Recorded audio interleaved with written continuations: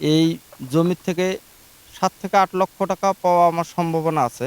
কৃষক রুহুল আমিন জানান, গত ২ বছর ধরে আলু চাষ করে লোকসান গুনতে হয়েছে। তাই এবার কৃষি বিভাগের পরামর্শ নিয়ে ২ বিঘা জমিতে শশা চাষ করেছেন তিনি। তবে মাত্র ২ মাসে ৩ বার শশা উত্তোলন করে প্রায় ৩ লাখ টাকা আয় করেছেন এই কৃষক। শুরু থেকে এখন পর্যন্ত ১.৫ লাখ টাকা খরচ হয়েছে। তবে এই রমজানেই ৫ থেকে ৭ লাখ টাকার শশা বিক্রির আশাবাদী তিনি।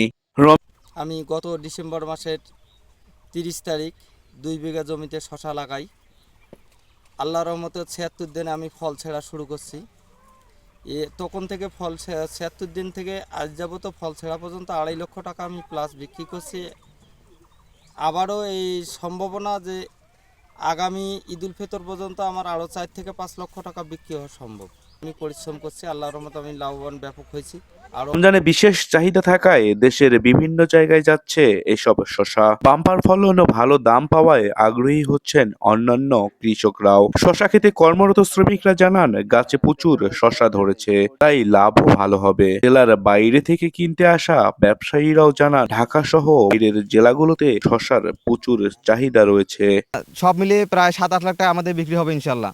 এখানে আমাদের শশা খেতে প্রায় ২ দিন পর পরেই ১০-১২ জন লোক কাজ করে এবং এখান থেকে তারা আমাদের জমিতে কাজ করে তারা আয় করতেছে।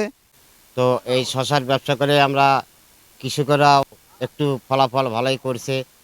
তো রমজান মাস থেকেই লাভজনক আছি, ওই কৃষকরাও পাচ্ছে, আমরাও পাচ্ছি, সবাই মিলে আর কি। ব্যবসায়ীরা যারা কর্মী তারাও পাচ্ছে, ব্যবসায়ীরাও পাচ্ছে। এই জন্য আমরা এই জায়গা থেকে নিয়ে যাই আপনার কারণ বাজারে গাড়িটা খালি করি। আর এই তারিখে ফসলও ভালো হয়েছে। এর আগে আমরা নিয়ে গেছি আরো ৪-৫ বার। ভালোই শশা আবদ্ধ টানতেছে। রোজার মাস, এর জন্য শশাটা আপনার বেশি হচ্ছে, বিক্রি হচ্ছে। জেলা ও জেলা পর্যায়ে শশা ক্ষেত পরিদর্শন করে কৃষি বিভাগ থেকে নিয়মিত পরামর্শ দেওয়া হচ্ছে। কৃষকরা বিভিন্ন জাতের হাইব্রিড শশা চাষ করে ভালো ফলন ও যথাযথ মূল্য পাচ্ছেন বলে জানান এই কর্মকর্তা।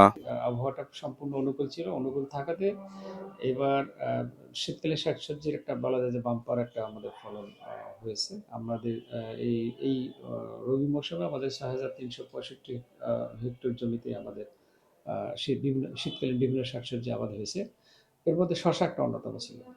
এবং আমাদের যে এই ২৫-২৬ অর্থ বছরে আমরা কিছু প্রণোদনা কার্যক্রমের আওতায় আমরা মাঠে চাষযোগ্য আমরা ৪টা সবজি আমরা কিছু প্রণোদনা দিয়েছিলাম। এর মধ্যে শশা ছিল প্রায় ৫০০ জন। ভালো ফলন ও সঠিক মূল্য পাওয়ায় একদিকে কৃষকের মুখে ফুটছে স্বস্তির হাসি, অন্যদিকে শশা চাষে আগ্রহী হচ্ছেন নতুন নতুন চাষিরা।